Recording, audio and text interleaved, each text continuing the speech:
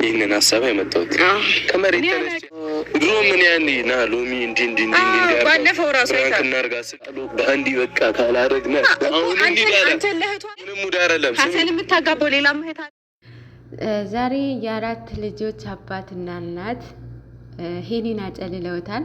ሰላም ሰላም፣ ጤና ይስጥልኝ ወደ ሰኒ ቤተሰቦች፣ እንደምን ዋላችሁ፣ እንደምን አመሻችሁ፣ እንደምን ቆያችሁልኝ? እግዚአብሔር ይመስገን። ሰላማችሁ በያላችሁበት ይብዛልኝ። እንዴት ናችሁ? ሁሉ አማን፣ ሁሉ ሰላም፣ እግዚአብሔር ይመስገን እና ማለት ነው። ዛሬ ጨረቃዎቹ በሁለት ቤት ድምቅ ሽብርቅ አድርገው አምጥተው መጥቷል። ብቡ ነው በሁለት ቤት የመጣው እና ማለት ነው። እነኚህ ልጆች የእውነት እግዚአብሔር ያሳድጋቸው። ያለ እድሜያቸው ጭንቅላታቸው፣ አስተሳሰባቸው በስለዋል እና በጣም ደስ ይላል። ማደግ እንደነሱ ማደግ ነው የሚፈልጉት፣ ተያይዘው መሄድ ነው የሚፈልጉት እና በጣም ደስ ይላል የእውነት። እኛም እንደዚህ የሚሰሩትን ወጣቶች ማበረታታት አለብን። በሰብስክራይብ በላይክ እናበረታታቸው።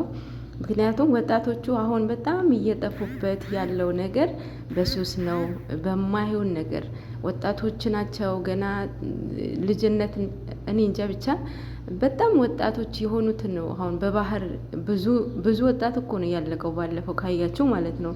ለምንድን ነው? ስራ በማጣታቸው ነው። ኑሮ ውድ ነው ሀገር ውስጥ እንደምታዩት በጣም ውድ ነው። እና እንደዚህ በስራ ከተወጠሩ ወጣቶቹ የምር የማይሆን ቦታ አይገቡም፣ ብዙ ነገር ይማራሉ ሶሻል ሚዲያ ላይ እና ራሳቸውን ይጠብቃሉ ማለት ነው። እኛ ደግሞ በሰብስክራይብ እና አበረታታቸው። ሰብስክራይብ ማድረግ በጣም ለማግኘት የምር በጣም ይከብዳል፣ በጣም ማለት ነው። እኛ ስንት አመት ከፍተን ስልካችን አይናችን በጣም እንትን ብሎ ማለት ነው። የእውነት በጣም ይከብዳል። የምሬ ነው የምላችሁ። ሶ በሰብስክራይብ እናርጋቸው። ቅንነት ወይም በጎነት ለራስ ነው ይባላል።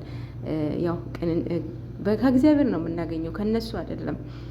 ደግሞ ሰው እንደዚህ ሆኖ ስታገኙት፣ ከፍ ብሎ ስታዩት ከሱ በላይ እናንተ ናችሁ ደስ የሚላችሁ ማለት ነው። እና እነዚህ አሁን እንደዚህ ብለው ሰርተውላቸው እኛ ደግሞ በሰብስክራይብ እናግዛቸው ማለት ነው። ሶ እግዚአብሔር አምላክ ሀገራችንን ሰላም አድርግልን። የቀድሞ ሰላም፣ ፍቅር፣ አንድነትን ይመልስልን ማለት ነው። እኛንም እንብረታታ፣ እርስ በራሳችን ሰብስክራይብ እንድራረግ ማለት ነው። የምር ሰብስክራይብ በጣም ለማግኘት የእውነት በጣም ነው የሚከብደው ጌታን እና እኔንም ሰብስክራይብ አድርጉኝ